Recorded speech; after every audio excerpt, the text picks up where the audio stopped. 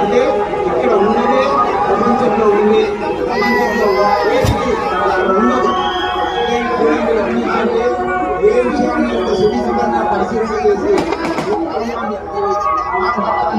వేదవ్యాసుడు రచించాడో అర్థమవుతుంది. కనుక ఇక్కడ అనేక విషయాలను మనం గమనించవచ్చు. ఎందుకంటే ధర్మానికి అధర్మానికి జరిగినటువంటి యుద్ధమే పాండవులు ఎక్కువగా ఆశించలేదు, వారు అత్యాశలు కాదు. కానీ ప్రత్యర్థులైనటువంటి కౌరవుల యొక్క మనస్తత్వం ఎలా ఉందో చూడండి.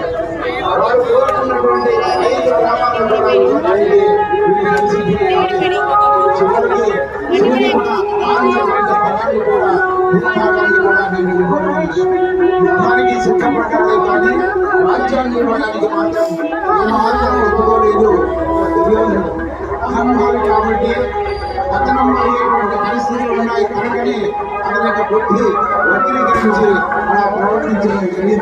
కాబట్టి ఎప్పటికైనా ధర్మమే విజయం సాధించబడుతుంది, అధర్మము తొలగింపబడుతుంది, నాశనం అవుతుంది.